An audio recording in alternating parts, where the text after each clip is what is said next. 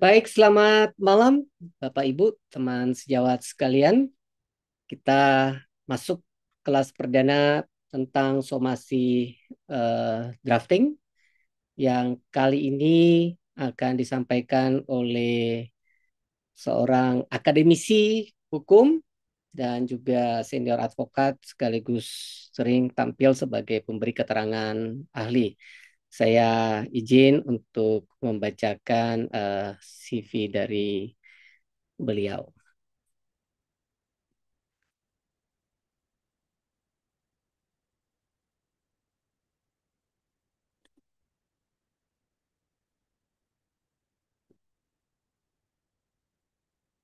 Ya, Bapak Dr. Selamat Lumban Gaul. Biasa nama panggungnya adalah Dr. SLG gitu ya. Singkatannya. Selamat Lumban Gaul, sarjana hukum, magister kenotariatan, CCD, ini kontrak drafter, CPCLI, apa ini? CBPA, panjang ya. Nah, kita lihat pendidikan tinggi beliau di strata 3 Doktor Ilmu Hukum Fakultas Hukum Universitas Islam Agung atau Unisula Semarang ya. Kemudian strata 2 dari Magister Kenotariatan Fakultas Hukum Universitas Indonesia dan strata 1 dari Sekolah Tinggi Hukum Indonesia Jakarta. Beberapa jabatan yang eh, pernah diemban yaitu sebagai Kaprodi S2 Magister Hukum Fakultas Hukum Unsurya Jakarta, Kaprodi S1 Ilmu Hukum FH Unsurya, Sekprodi di Unsurya juga, Ketua LKBH, Akademisi Dosen Tetap di FH Unsurya, Advokat dan Konsultan Hukum sejak tahun 2000. Jadi kurang lebih 25 tahun sebagai advokat ya, sangat senior. Mediator bersertifikat, ahli hukum kontrak, ya, perancang kontrak juga, penulis buku makalah, pemberi keterangan ahli, dan asesor sertifikasi profesi ahli hukum atau perancang kontrak. Baik, Bapak Ibu, gunakan kesempatan kali ini dengan sebaik-baiknya karena yang akan memberikan materi sangat berkompeten di bidangnya. Mari kita sambut dengan virtual applause buat Bapak Doktor Selamat Lumban Gaul. Kepada Bapak disilakan, Pak Dokter. Ya, baik. Terima kasih Pak Dokter Ardi. Selamat malam semuanya buat Bapak Ibu saudara-saudari peserta pelatihan semuanya. Selamat malam. Semoga dalam keadaan sehat selalu. Malam ini kami diminta untuk menyampaikan materi berkaitan dengan somasi. Tadi sudah dibacakan, artinya kami memadukan antara eh, teori praktek sebagai advokat mau teori sebagai akademisi. Kami akan upayakan memadukan di dalam materi yang akan kami sampaikan. Tapi kami masih bersifat umum. Karena kita nanti kan leg spesialisnya itu dalam bidang kesehatan, nanti akan dilanjutkan oleh tim, salah satunya Pak Dr. Ardi dan yang lainnya nantinya akan melanjutkan itu. Kita langsung aja mengingat waktu ya, kita izin share, kami akan share. Silakan, Pak.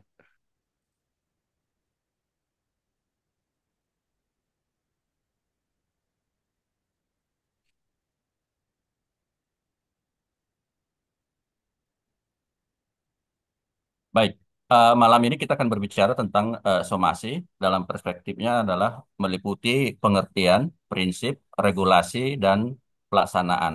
Nah, dalam hal berbicara tentang apa namanya outline-nya, maka kita mulai dari peristilahan dulu dan pengertian, lalu kemudian pengaturan dan jurisprudensi, ruang lingkup maupun teknik perancangannya. Nanti contoh-contohnya juga sudah kami serahkan kepada panitia. Nah, itu ininya ada 5 bagian besar akan kita bahas. Setelah itu nanti kita akan diskusi lebih banyak karena kami masih bersifat umum yang mungkin mengenai apa namanya transisi dari somasi pada umumnya ke somasi di bidang kesehatan atau bidang medis itu nanti mungkin akan lebih ini terlihat dari diskusi-diskusi ataupun obrolan kita bersama tentunya. Ketika kita berbicara mengenai somasi dalam perspektif apa namanya peristilahan, maka dalam bahasa Belanda dia disebut somasi, dalam bahasa Inggris sering disebut juga dengan legal notice, ya. Jadi bukan warning letter, karena pernah dulu ada yang menyatakan itu wah, warning letter katanya, tapi lebih dominan adalah menggunakan legal notice, ya, merupakan ini dia catatan khusus. Nah, kalau kita baca lagi lebih lanjut misalnya, ya, berbagai kamus, salah satunya yang kami kutip adalah di sini dinyatakan, ya, somasi itu sama dengan legal notice tadi itu, pada pokoknya dia itu berisi teguran terhadap pihak calon tergugat. Nah, kalau kami memaknanya gini, memang benar awalnya ketika berbicara tentang somasi ini, lebih dominan itu adalah ranah daripada hukum perdata, lebih khusus lagi hukum perikatan. Nah, hukum perikatan lebih sub lagi itu adalah hukum kontrak. Makanya selalu ketika orang berbicara somasi, ingatnya bahwa ini adalah ranah hukum perdata dalam hal, ya, perjanjian eh, bersifat resiprositas atau timbal balik. Nah, untuk menentukan seseorang itu menyatakan wan prestasi atau tidak wan prestasi, maka orang itu harus ditegur, diingatkan, Anda telah wan prestasi, cedera janji, tidak memenuhi janji Anda sesuai dengan yang telah disepakati. Awalnya hanya di situ. Tapi kemudian berkembang bahwa somasi itu juga bukan hanya atas dalil gugatan wan prestasi, melainkan juga dia di dalam perspektif yang lain adalah perbuatan melawan hukum, ya, tidak ada hubungan kontraktualnya, tetapi ada perbuatan melawan hukum karena perbuatan itu bersumber dari undang-undang. Nah, itu. Jadi kemudian, tapi dalam perspektif hukum perikatan, maka apa sih objek daripada somasi itu? Somasi atau teguran itu atau peringatan itu adalah kita ambil, kita simpulkan sebenarnya sama dengan yang disebut objek perikatan. Objek somasi sama dengan objek perikatan, yaitu yang diatur dalam pasal 1234 KUH Perdata, memberikan sesuatu, berbuat sesuatu, tidak berbuat sesuatu. Nah, artinya teguran atau peringatan. Dalam konsep awal di dalam hukum perdata, somasi ini adalah bukan apa namanya, bukan perbuatan pihak langsung, melainkan dia adalah exploit jurusita. Jadi kita kalau mau mensomasi diminta dulu ke pengadilan. Kalau asli di HIR-nya gitu. Jadi apa namanya, kita minta ke pengadilan supaya pengadilan apa namanya mengirimkan salinan somasi kita itu kepada orang yang dituju. Tetapi pasca kemerdekaan, norma itu nggak dianut secara penuh. Jadi itu ranahnya udah masuk ke ranah hukum acara. Norma itu tidak dianut penuh, jadi dia apa namanya? Jadi dikatakan dia, ya, ini kan para pihak. Maka pihak mana prestasinya kan pihak yang tahu, bukan pengadilan. Jadi peran pengadilan tidak ada, kecuali misalnya ada yang disebut teguran atau unmanning itu adalah apabila dia misalnya dalam hal hak tanggungan. Jadi untuk eksekusi hak tanggungan, jaminan fidusia. Nah, kalau dia melalui eksekusi, boleh dia melalui unmanning dan seterusnya. Itu yang pertama. Yang kedua, unmanning atau teguran pengadilan itu adalah juga dia melalui, ya, dalam hal ada putusan pengadilan berkekuatan hukum tetap. Nah, karena sertifikat jaminan fidusia dan sertifikat tanggungan itu sama dengan putusan pengadilan berkekuatan hukum tetap, maka disitulah campur tangan pengadilan. Nah, dari situ.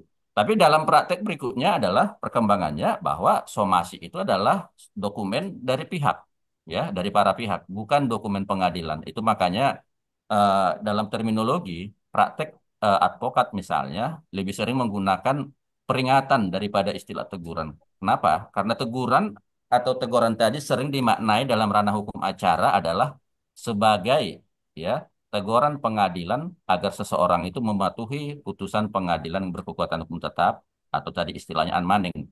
Sehingga dalam praktek advokat itu misalnya lebih sering digunakan adalah peringatan daripada istilah teguran itu. Nah, ketika kita tadi yang kami katakan tadi, ya, awalnya itu konsepnya dia adalah perjanjian timbal balik karena diatur misalnya di dalam 1243 dan 1248 itu dihubungkan dari dua itu, maka seseorang itu baru dapat dinyatakan lalai, ya, apabila dia telah diingatkan dengan tenggang waktu yang cukup akan tetapi tidak memenuhi prestasinya walaupun sudah diingatkan. Nah, apabila tidak diingatkan, lalu langsung digugat, maka dia nanti dapat mengajukan eksepsi namanya gugatan prematur karena eh, belum diingatkan, tidak ada bukti somasi atau peringatan terlebih dahulu dari kreditor. Nah, itu jadi itu konsep awalnya. Tapi tadi dalam perkembangannya ya ternyata dalam hukum pidana pun mulai juga berlaku apa namanya somasi. Kalau kita baca misalnya KUHP, ya, KUHP dan KUHAP, tidak ada ketentuan yang mewajibkan bahwa sebelum melaporkan itu, seseorang itu, seorang pelapor atau korban itu wajib memperlihatkan ada somasi. Tetapi dalam praktek, ya, praktek ketika kita akan membuat laporan di SPK namanya, Sentra Pelayanan Kepolisian, itu akan ditanya, Anda melapor Iya, Sorman. tindak pidana berkaitan dengan harta kekayaan berupa tindak pidana penipuan, penggelapan dalam jabatan. Mana buktinya bahwa orang ini sudah disomasi? Nah, tentu walaupun ini bagi kita pembelajar hukum, walaupun normanya, regulasinya belum ada, tentu kita harus menggunakan yang disebut ya metode hukum. Salah satunya adalah penerapan asas. Nah, asasnya gimana? Nah, asasnya adalah kita paham bahwa yang disebut tindak pidana harta kekayaan dalam hukum pidana yang diatur di misalnya di buku 2 KUHP itu pada dasarnya sama dengan yang disebut hukum harta kekayaan di dalam buku 3 KUH Perdata menurut pembentuk undang-undang, menurut ahli. Nah, salah satunya sistematikanya adalah masuk dia hukum perikatan. Nah, itu. Nah, hukum perikatan itu tadi masuklah di dalam pasal buku 3 KUH Perdata tadi ada dia ya yang disebut dengan eh, perjanjian yang itu salah satunya adalah pasal dari perikatan pada umumnya itu 1248 tadi. Tuh.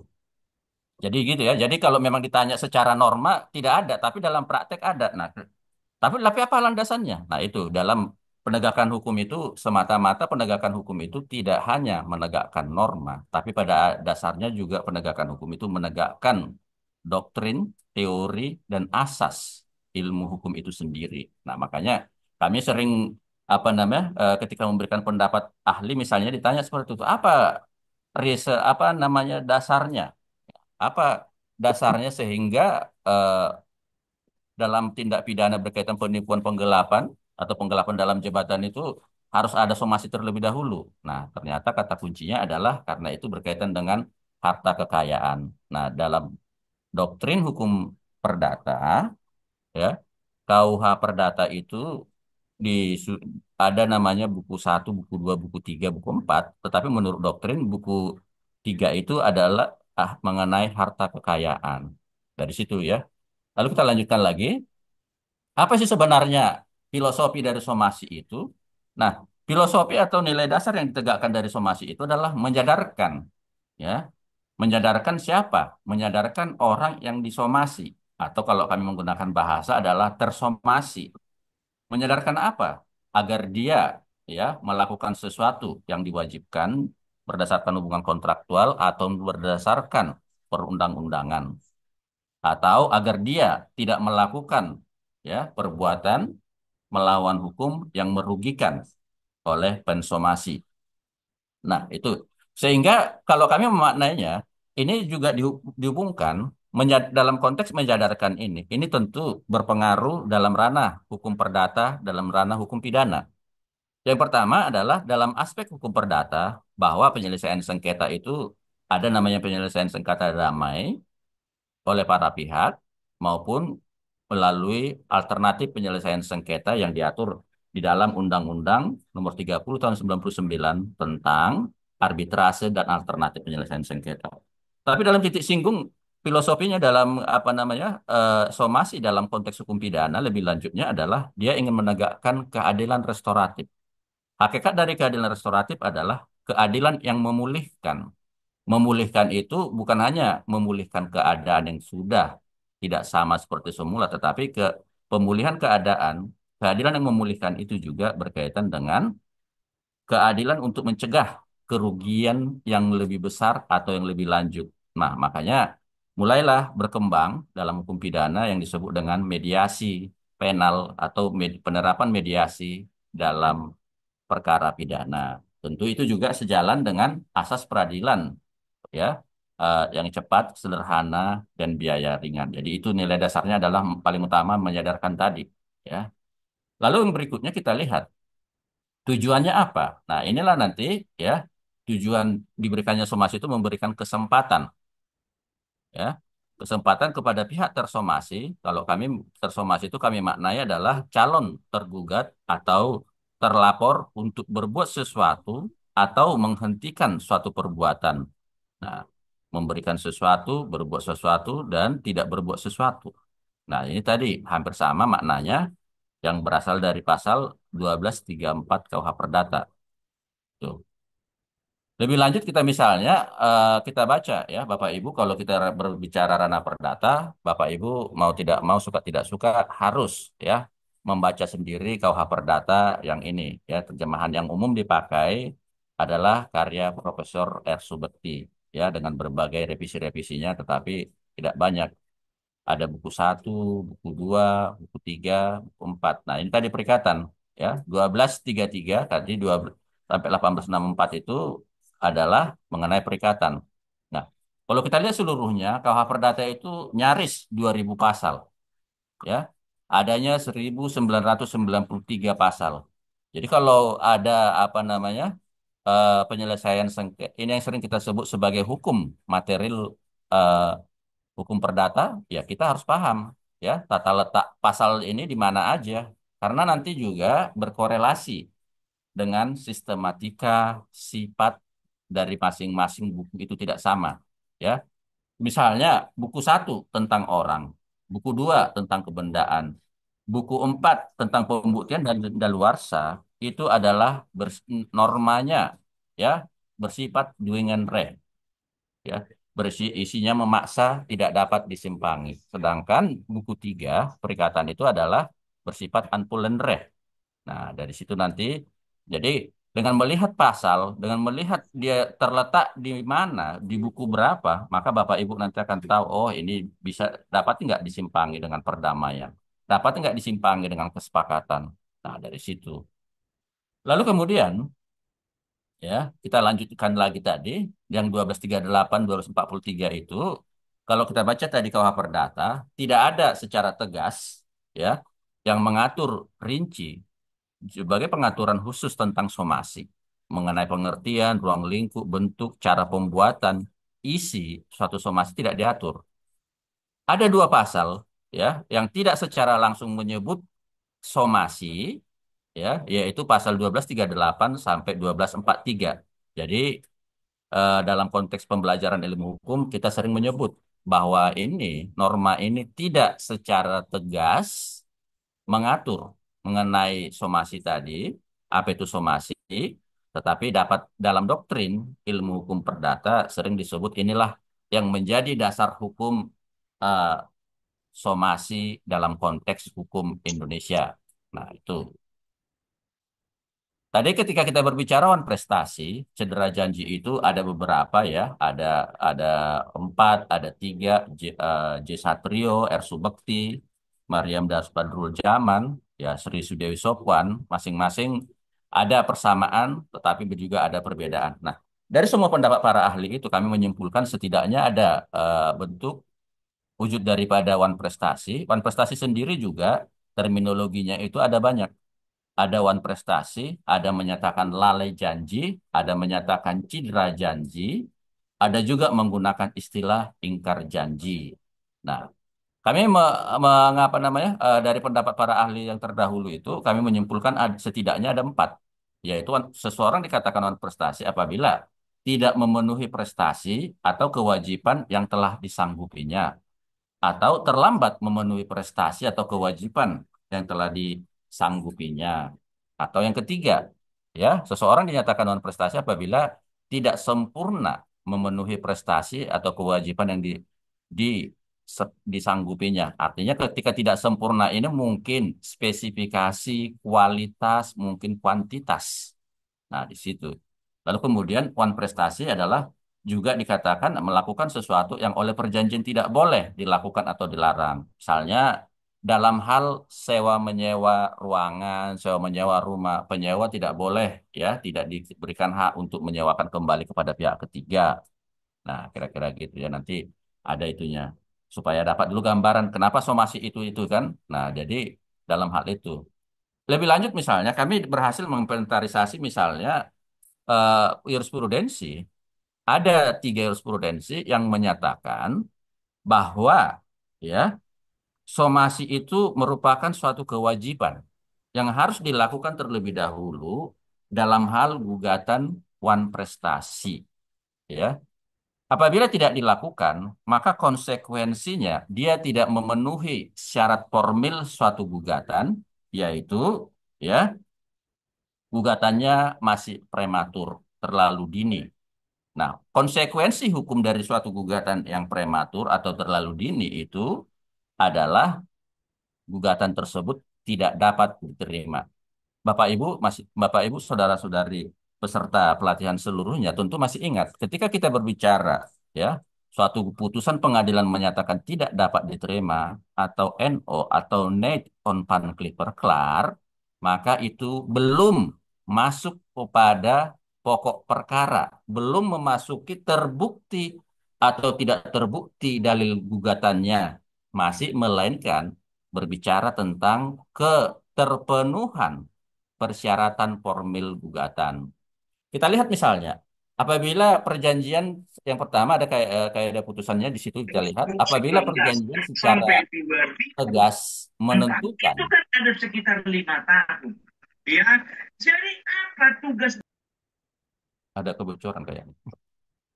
Ya, apabila perjanjian secara tegas menentukan kapan pemenuhan prestasi menurut hukum, debitur belum, nah ini belum dapat dikatakan alpa, tadi pemaknaan dari wan prestasi tadi, ya, ada menyatakan alpa. Nah, memenuhi kewajiban sebelum hal itu dinyatakan kepadanya secara tertulis. Nah, jadi somasi berarti dari jurisprudensi ini bahwa suatu somasi itu harus dinyatakan tertulis. Yang kedua adalah bahwa karena tergugat asli, maksudnya di sini adalah tergugat prinsipalnya, bukan kuasanya kan. Tergugat asli tidak ditegur lebih dahulu, maka gugat tidak dapat diterima. Itu tadi dalam bahasa itu ya, need on panclih perklar. Ya, jadi bahwa karena tergugat asli tidak ditegur terlebih dahulu, a contrarionya adalah berarti harus ditegur terlebih dahulu.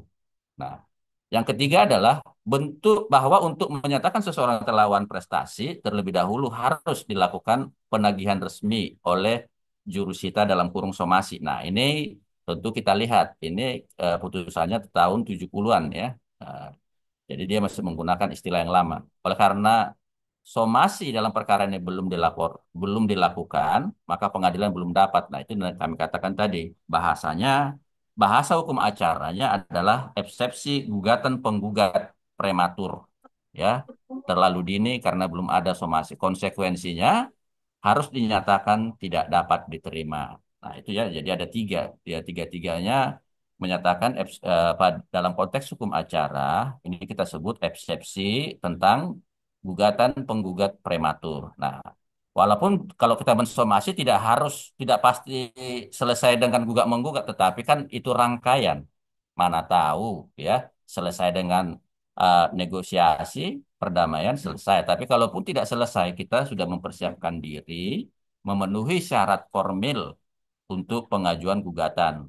Nah, ketika kita lebih lanjut misalnya, apa sih yang menjadi objek somasi? Tadi sudah kami singgung sekilas, tetapi di sini kami tegaskan kembali, ya, sesuatu, berbuat sesuatu atau menghentikan sesuatu, ya, perbuatan.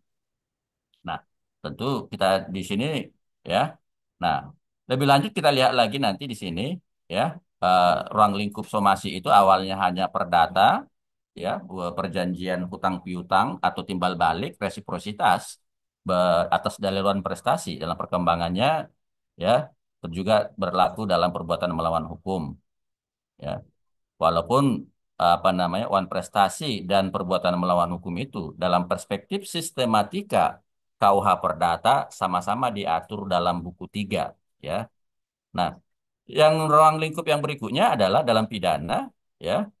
Tadi ya, tindak pidana harta kekayaan, penipuan, penggelapan, penggelapan dalam jabatan, ya itu mewajibkan. Ya. Lalu kemudian lebih lanjut dalam perkembangan selain misalnya tindak pidana harta kekayaan, juga sudah mulai dalam tingkat penyidikan, ya penyi- penyidikan oleh Polri sudah ada peraturan Kapolri dan juga ada peraturan polisi Perpol namanya berkaitan dengan penerapan restoratif justice dalam penyidikan.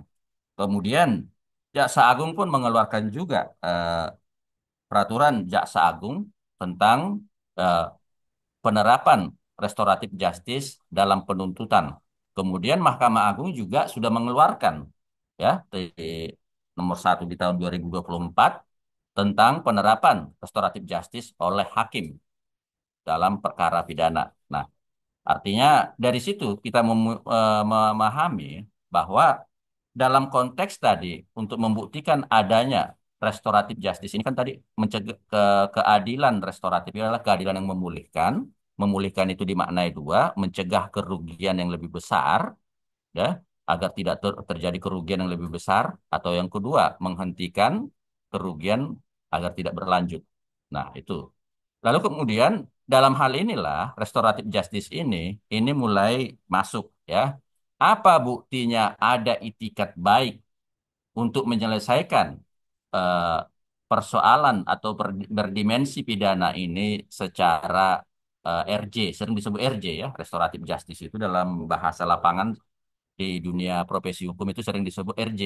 Nah, untuk membuktikan adanya itikat baik ini, tentu harus ya selain perbuatan nyata harus ada tertelusur melalui dokumen hukum, yaitu misalnya apa namanya korban sudah mengingatkan, terus korban menjawab apa namanya pelaku menjawab. Nah inilah surat menyurat mulai dari korespondensi ini sebagai bukti awal adanya itikat baik dari para pihak untuk menyelesaikan secara RJ. Ya, nanti dalam penyidikan ada lagi nanti ada kesepakatan, ada segala macamnya dalam penuntutan, dalam persidangan segala macam ya. Jadi yang di sini juga somasi itu memiliki peranan penting ya di dalam rangka nanti Bapak Ibu misalnya mau mengarahkan ke RJ ya, ya itu harus diawali tadi adanya korespondensi sebagai bukti awal adanya itikat baik para pihak untuk menyelesaikan. Nah, itu. Nah, bagaimana merancang somasi? Teknik perancangan somasi membuat somasi pada umumnya itu kami ini kembali kami ingatkan secara umum norma tidak ada, regulasinya tidak ada, tapi berdasarkan praktek pengamatan kami menyimpulkan setidaknya ada 3 tahapan besar dalam ya perancangan somasi. Yaitu pertama ada namanya prasomasi, ada juga namanya surat kuasa ataupun surat tugas, baru pengiriman atau pelaksanaan somasi. Nah, itu somasi itu. Kita lihat lebih lanjut misalnya struk ininya. Nah, apa sih yang dilakukan prasomasi?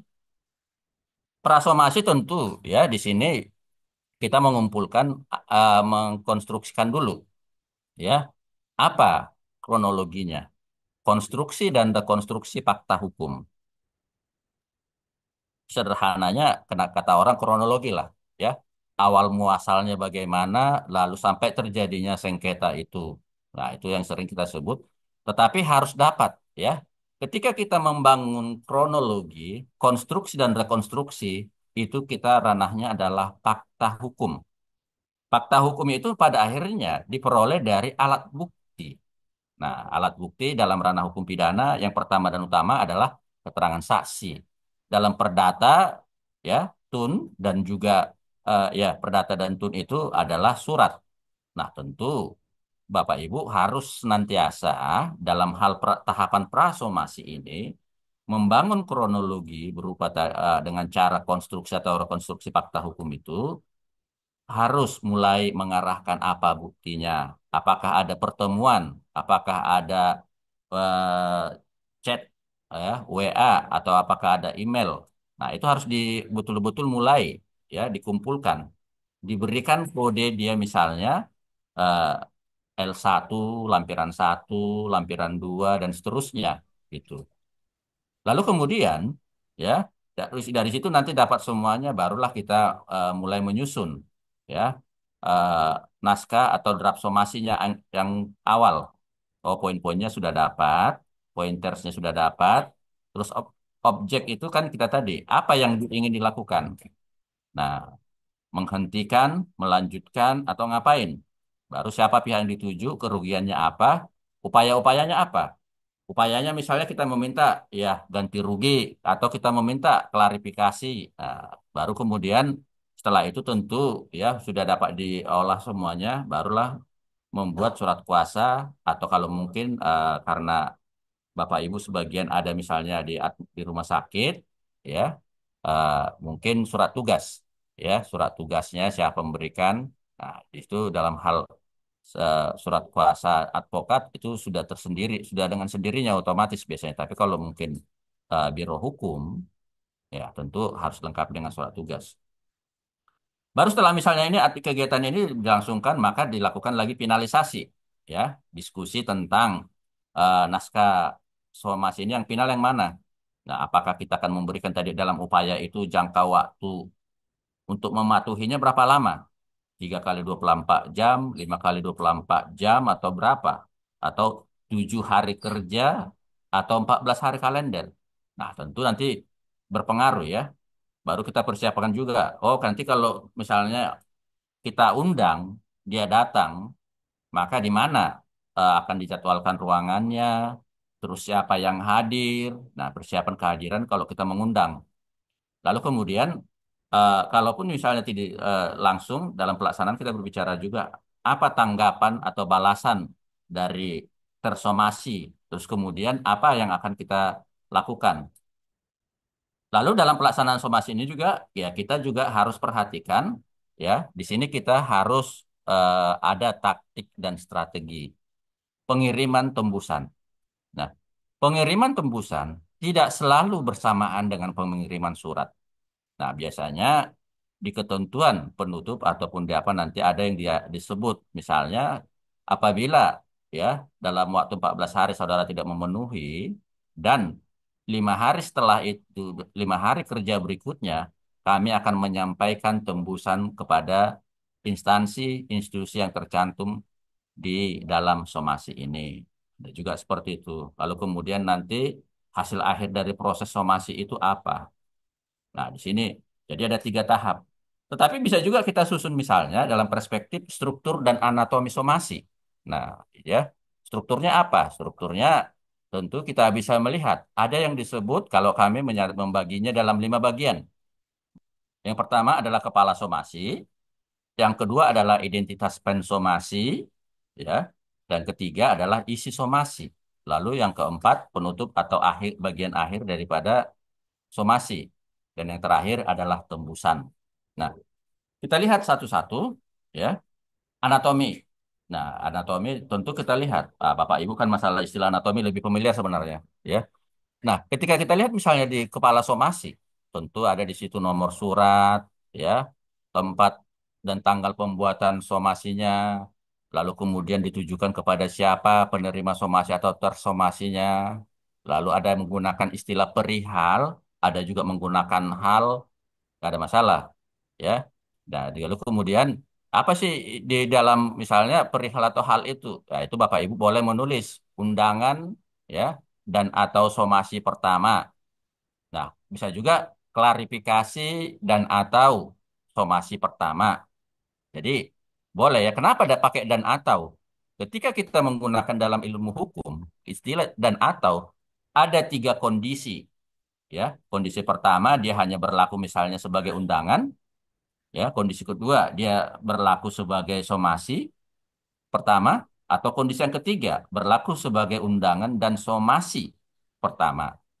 Atau kalau kita menggunakan istilahnya perihal atau halnya itu adalah klarifikasi, permohonan klarifikasi dan atau somasi pertama, maka bisa jadi hal yang keadaan pertama adalah bahwa kita hanya menginginkan dia melakukan yang tersomasi melakukan klarifikasi.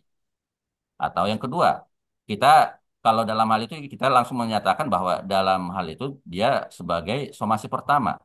Atau keadaan ketiga, kita memaknai eh, kita sudah melakukan upaya memohon klarifikasi dan juga hal itu ya berlaku sebagai somasi pertama. Itu ya, jadi itu. Lalu yang berikutnya adalah identitas pensomasi. Nah, pensomasi tentu pengirim somasi ya. Tentu salam pembukanya dengan hormat ya. Boleh. Dengan hormat tentu kita menggunakan salam nasional dulu. Tetapi misalnya kalau Bapak Ibu misalnya mau agak agamis, boleh salam, boleh misalnya apa namanya Assalamualaikum warahmatullahi wabarakatuh. Tetapi tetap ada bahasa Indonesia dengan hormat dulu ya. Itu. Baru kemudian adalah identitas dan alamat kuasa hukum, ya, apabila menggunakan kuasa hukum. Tentu kalau misalnya dari Biro Hukum atau legal officer, maka dia adalah identitas tempatnya. Nah, mengenai tempat ini juga ya, tempat yang mana? Nah, kami pernah sebagai ahli diminta ya kebetulan, tapi terbalik ya dari pasien. Kantor pusatnya di Karawaci, lalu kemudian rumah sakitnya masuk Kabupaten Bekasi, ya. Lalu ketika apa namanya yang hadir di persidangan bukan Biro Hukum Rumah Sakit yang ada di Kabupaten Bekasi, melainkan yang hadir itu adalah Biro Hukum dari kantor pusat di Karawaci.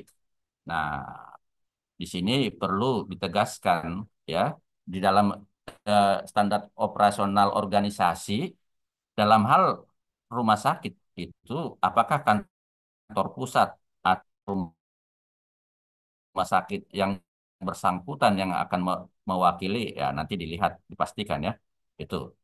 Yang kedua tentu identitas prinsipal. Tentu kalau ini kuasa ya kan. Misalnya kalau tadi dia apa staf biro hukum tentu akan menyatakan uh, sarjana hukum dan seterusnya misalnya staf biro hukum pada rumah sakit apa kan gitu. Nah di sini harus jelas ya identitas prinsipal konsumasi ataupun yang melakukan somasi. Nah kalau advokat biasanya itu udah otomatis. Lalu kemudian adalah nomor dan tanggal surat ya nomor dan tanggal apakah surat kuasa ataupun surat tugas. Nah, itu kami membuatnya tadi struktur anatominya itu termasuk identitas ya. Yang berikutnya adalah apa sih isi somasi? Nah, pokoknya isi somasi kita ya berisi tiga hal.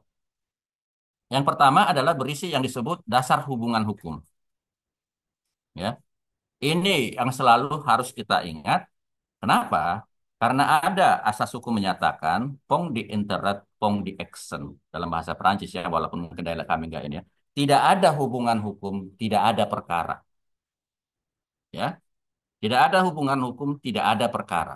Oleh karena itulah, dalam perkara perdata, PMH, wan prestasi, dan segala macam gugatan nantinya, ya, dan juga dalam hal pidana tadi, baik pidana tindak pidana harta kekayaan dan atau tindak pidana lainnya dengan penyelesaian penerapan keadilan restoratif, maka harus dibuktikan ada pertama kali, ya, isi pertama itu menjelaskan adanya hubungan hukum.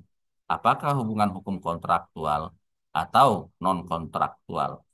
Nah, ketika kita berbicara misalnya hubungan hukum non kontraktual itu bisa jadi terjadi karena walaupun tidak ada kontraktualnya bisa jadi terjadi karena hukum, bisa juga karena perbuatan melawan hukum, bisa juga karena undang-undang.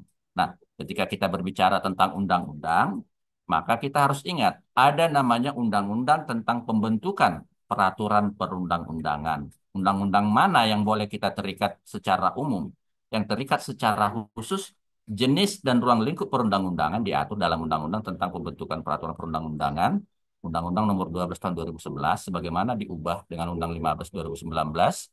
Ya, di situ tertulis 29 19 itu salah ya, ada kekeliruan. Kami perbaikin. Yang benar adalah 15 2019 lalu 13 2022. Nah, lalu yang kedua yang harus dimuat dalam isu somasi itu apa? Yaitu tadi terjadinya perbuatan yang merugikan. Perbuatan apa? Tidak memenuhi prestasi yang dijanjikan, memenuhi tetapi tidak sesuai. Nah, terjadi ya. Atau perbuatan melawan hukum, ya. Atau perbuatan apa yang merugikan itu. Baru masuk, ya. Yang kedua, dalam objek somasi itu adalah kerugian. Nah, kerugian itu dalam konteks hukum perdata misalnya bisa jadi kerugian material terdiri dari misalnya kalau kontraktual ada kerugian pokok atau prestasi yang disepakati, lalu kemudian ada denda, ada ganti rugi, ya, ya, ada juga bunga. Nah, itu. Tapi ada juga kerugian imaterial, misalnya reputasi, nama baik, ya, itu. Lalu yang ketiga, sebagai objek somasi itu adalah upaya mencegah kerugian lebih lanjut. Nah, misalnya eh, untuk mencegah kerugian lebih lanjut, kami meminta saudara menghentikan atau sebaliknya kami meminta saudara untuk segera membayar atau kami meminta saudara untuk segera mengosongkan. Nah, itu jadi upaya untuk mencegah kerugian yang lebih besar atau lebih lanjut itu juga termasuk objek somasi. Lalu kemudian ya kita akan berbicara tentang yang ketiga, isi somasi itu adalah ya apa ya upaya yang akan kita lakukan seandainya itu tidak dipenuhi, ya. Oleh karena itu yang pertama tadi kita meminta dulu ya di pokok bunga, denda, lalu kemudian bisa jadi kita undang dulu atau klarifikasi, atau boleh juga kita langsung.